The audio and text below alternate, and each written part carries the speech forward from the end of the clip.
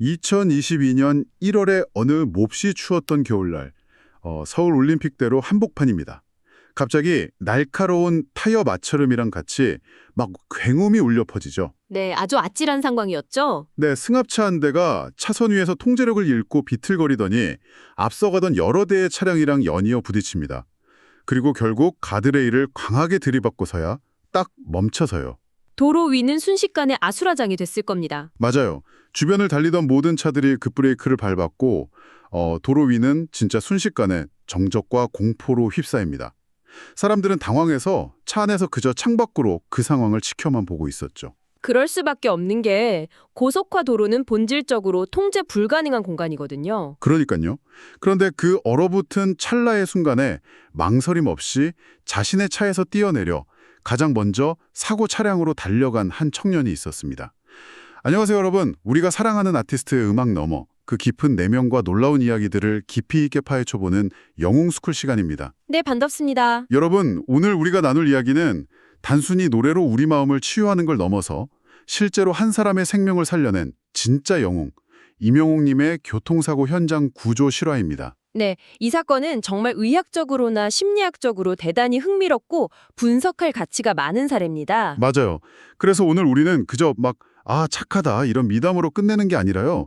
이 사건이 왜 그토록 대단한지, 그 짧은 위기의 순간에 빛났던 그의 진짜 인성과 행동 메커니즘을 함께 깊이 들어가 보겠습니다. 준비되셨죠? 네, 본격적으로 한번 상황을 짚어보죠. 자, 사건의 발단으로 돌아가서 이 상황을 한번 풀어볼까요? 올림픽대로 반포대교 인근이었어요.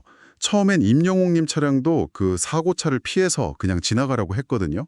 그게 뇌의 지극히 당연하고 합리적인 생존 메커니즘입니다. 피하는 게 당연하다고요? 네, 인간의 편도체는 위험을 감지하면 즉각적으로 투쟁 아니면 도피 반응을 일으키거든요. 고속도로에서 비정상적으로 비틀거리는 차량은 명백한 위협이죠. 그러니까 뇌는 빨리 피하라고 명령하는 게 정상입니다. 사실 저 같아도 막 음주운전인가 보다 하고 무서워서 방어운전하면서 쓱 피해갔을 것 같아요. 마치 재난 영화의 한 장면이 눈앞에 펼쳐진 것 같았을 텐데요. 보통 사람이라면 어떻게 하고 발만 동동 구르거나 그냥 지나쳤을 텐데 여기서 정말 놀라운 행동력이 나옵니다. 여기서 정말 흥미로운 점은 그 스쳐 지나가는 1, 2초의 짧은 순간에 상황을 완전히 다르게 인식했다는 겁니다. 맞아요. 조수석에 있던 동승자가 운전자를 다급하게 막 흔들어 깨우는 모습을 본 거죠. 저는 이게 너무 신기해요. 어떻게 시속 수십 킬로미터로 달리는 차 안에서 그걸 보고 직감적으로 위급 상황임을 깨달았을까요? 그걸 심리학에서는 패턴 인터럽트, 즉 패턴의 중단이라고 부릅니다. 패턴의 중단이요? 네, 뇌는 방금 전까지 위험하니까 피하자라는 일상적 패턴으로 작동하고 있었는데 누군가 다급하게 흔든다는 예외적인 시각 정보가 들어온 겁니다. 이때 전두엽이 순간적으로 상황을 재평가하죠. 이건 단순 사고가 아니라 응급질환이다, 이렇게요. 와, 그 짧은 순간에 뇌가 그걸 캐치한다는 게 진짜 놀랍네요. 그런데 상황을 인지했다고 해서 누구나 멈추는 건 아니잖아요. 정확합니다. 그게 바로 우리가 흔히 아는 방관자 효과죠. 주위에 사람이 많을수록 누군가 하겠지 하고 미루게 되거든요. 올림픽대로니까 차도 많고 사람도 많았을 텐데 말이에요. 맞습니다. 그런데 그 수많은 군중 속에서 이대로는 안 되겠다, 조치를 취할 사람이 우리밖에 없다고 판단한 거죠. 스스로에게 책임을 100% 부여한 그 상황 인식 능력이 정말 대단한 겁니다. 우리밖에 없다. 이 결단력이 진짜 들을수록 소름이 돋네요. 자, 그런데 차를 세우고 난 다음의 행동이 저는 더 놀라워요. 어떤 부분에서 그렇게 느끼셨나요? 무작정 혼자 막 달려간 게 아니라요. 매니저에게 119 신고를 딱 맡깁니다. 그리고 본인은 사고 차량으로 제일 먼저 뛰어가서 의식을 잃은 운전자를 밖으로 빼냈거든요. 그 부분은 정말 응급구조 교범에 실어도 될 만큼 완벽한 대처입니다. 진짜요? 전문가가 보기에도 완벽했나요? 네, 일반인들이 재단 현장에서 제일 많이 하는 실수가 인지적 과부하에 빠지는 겁니다. 구조도 해야 하고, 신고도 해야 하고, 통제도 해야 하고. 머리가 하얗게 되는 거군요. 맞습니다. 정보가 쏟아지면 아예 행동이 멈춰버리거든요. 그런데 신고라는 인지적 작업은 매니저에게 위임하고 본인은 환자 확보라는 물리적 구조에만 집중한 거죠. 와, 역할을 분담한 거네요. 여기서 제가 드는 생각이 마음만 앞선다고 생명을 구할 수 있는 건 아니잖아요. 정확한 심폐소생술이 없었다면 위험했을 텐데 흉부 압박을 아주 정확하게 해냈단 말이죠. 이 침착함은 도대체 어디서 나온 걸까요? 일반인이 긴박한 사고 현장에서 비의료인으로서 이토록 정확하고 빠른 판단으로 소생술을 시도하는 건 결코 쉽지 않은 일입니다. 막 갈비뼈 부러지면 어떡하지? 이런 두려움도 크잖아요. 엄청나게 크죠. 실제로 마네킹에 하는 것과 사람에게 하는 건 하늘과 땅 차이입니다. 그 공포를 극복할 수 있었던 건 아마도 최전방처럼 백골부대 출신으로서 예비군 훈련 등에서 숙지한 심폐소생술이 몸에 익어 있었기 때문일 겁니다. 아, 군대에서의 반복 훈련이요? 네, 그걸 절차적 기억이라고 하는데요. 극도의 스트레스 상황에서는 머리로 생각하기 전에 수천 번 반복해서 몸에 각인된 기억이 먼저 튀어나오는 거죠. 와, 본인도 나중에 그 순간 무슨 생각을 한 게 아니라 배운 대로 몸이 먼저 움직였다고 했잖아요. 그게 바로 이거군요. 네. 뇌가 고민하는 과정을 건너뛰고 반사적으로 움직였다는 아주 정확한 증거죠. 생각할 틈도 없이 심장을 압박해서 사람을 살려냈다니 진짜 경이롭습니다. 그런데 여러분, 여기서 진짜 감동적인 부분은요, 따로 있어요. 호흡이 돌아온 후의 조치입니다. 네, 그 겨울 도로 한복판에서의 조치 말이죠. 맞아요. 추운 1월 겨울이었잖아요.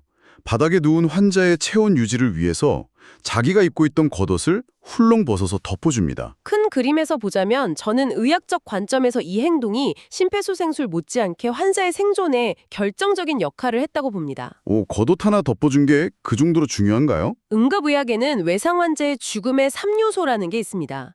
저체온증, 산성증, 혈액 응고장애 이 세 가지인데요. 단어가 좀 무서운데요? 네, 가장 무서운 시작점이 바로 저체온증입니다. 체온이 떨어지면 피가 굳지 않아서 내부 출혈이 멈추지 않게 되거든요. 아, 그러니까 단순히 추울까봐 따뜻하게 해준다는 느낌을 넘어서는 거네요. 맞습니다. 심장을 다시 뛰게 만들었어도 체온을 잃으면 결국 위험해집니다. 외토를 벗어준 건 환자의 혈액 응고 시스템 붕괴를 막은 엄청난 처치였던 셈이죠. 세상에, 사람을 살려낸 것도 모자라 자신의 체온까지 나누어준 거잖아요. 이건 단순한 응급처치를 넘어서 사람에 대한 깊은 애정과 배려가 몸에 배어있지 않으면 절대 나올 수 없는 행동이죠. 본인이 죽음의 3요소를 다 계산하고 한 건 아닐 거 아니에요. 네, 그건 지식이라기보다는 본능적인 연민과 공감 능력이 의학적 정답과 완벽하게 맞아떨어진 거라고 봐야죠. 진짜 소름 돋네요. 게다가 구조 이후에 115 구급차가 도착해서 환자가 이송되는 마지막 순간까지 자리를 떠나지 않았어요. 끝까지 책임감을 보여준 거죠. 보통 이쯤 되면 경찰이나 구급대원에게 상황 설명을 하거나 자기 신분을 밝히고 싶어 하는 게 사람의 심리입니다. 아, 내가 살렸어요, 이렇게요. 유명인이면 더 알리고 싶을 수도 있고요. 그렇죠. 그런데 아무도 모르게 조용히 자리를 떠났다는 게 시사하는 바가 큽니다. 구급대원들이 최초 신고자를 파악하는 과정에서 뒤늦게 정체가 밝혀졌죠. 이건 외부의 보상이나 인정이라는 동기가 전혀 작동하지 않았다는 뜻입니다. 진짜 영화 속 히어로 같아요. 망토 휘날리며 딱 구해주고 사라지는 느낌이잖아요. 나중에 미담이 세상에 알려지고 나서 이명웅 님이 라디오 방송이랑 소속사를 통해서 한 말 혹시 기억나세요? 네, 아주 인상적인 반응을 보였었죠. 당연히 해야 할 일을 했을 뿐이다. 누구라도 그랬을 거다 하면서 딱 선을 그었잖아요. 이 무덤덤할 정도의 겸손함, 진짜 어떻게 봐야 할까요? 저는 이걸 선함의 평범성이라고 부르고 싶습니다. 다른 사람들은 선행을 포장하고 싶어 하지만 이분에게는 생명을 돕는 게 대단한 특별한 이벤트가 아니라 일상의 기본값으로 설정되어 있다는 뜻이거든요. 와, 선함이 일상의 기본값이다. 본인은 배운 대로 몸이 움직였다고 하지만 평소 어떤 마음가짐으로 살아가는지를 보여주는 거북이같이 묵직하고 진실된 태도 아닐까요? 맞습니다. 게다가 그 이후에 팬들을 향해 남긴 메시지를 보면 그 마음이 저리 더 잘 보입니다. 아, 명절 앞두고 당부했던 그 메시지요. 네, 다가오는 명절에 팬들의 안전운전을 당부하면서 졸리면 꼭 졸음쉼터에서 10분이라도 낮잠을 주무시라고 아주 진심으로 걱정했죠. 맞아요. 자기가 겪은 그 위험한 순간을 떠올리면서 우리 팬분들은 절대 이런 일 겪으면 안 된다. 이렇게 따뜻하게 걱정해 주는 게 진짜 감동이었어요. 타인의 생명을 소중히 여기는 그 마음이 곧 팬들을 향한 따뜻한 시선과 그대로 맞닿아 있는 겁니다. 자신을 내세우기보다 다른 사람의 안위를 먼저 살피는 그 본성이 일관되게 나타나는 거죠. 오늘 우리가 살펴본 이 기록들은 진짜 단순한 미담이 아니네요. 무대 위에서는 목소리로 감동을 주고 일상에서는 행동으로 기적을 만들어내는 모습입니다. 맞습니다. 위급한 순간에 타인을 위해 기꺼이 자신을 내어주는 한 청년의 숭고한 용기에 대한 아주 교과서적인 사례였습니다. 여러분, 오늘 영웅스쿨에서의 이 깊은 대화 어떠셨나요? 노래 실력만큼이나 훌륭한 국가대표급 인성, 정말 하늘이 내린 사람이라는 극찬이 아깝지 않은 시간이었죠. 들으시는 분들의 마음속에도 큰 울림이 있었을 거라고 생각합니다. 네, 그래서 여기서 여러분께 한 가지 질문을 던지고 싶습니다. 만약 여러분의 일상 속에서 누군가 도움이 필요한 순간을 마주한다면 여러분은 오늘 우리가 나눈 이 따뜻한 용기의 온기를 어떻게 주변에 나누어 주시겠습니까? 거창한 구조가 아니더라도 길 잃은 사람에게 먼저 다가가는 아주 작은 손길 하나가 기적의 시작일 수 있잖아요. 회피라는 편안함 대신 먼저 손을 내미는 작은 용기가 우리 사회를 더 따뜻하게 만들 겁니다. 맞습니다. 영웅시대 여러분, 언제나 여러분의 일상에 따뜻한 기적이 함께하길 바라며 오늘도 내일도 모두 함께 건행! 건행.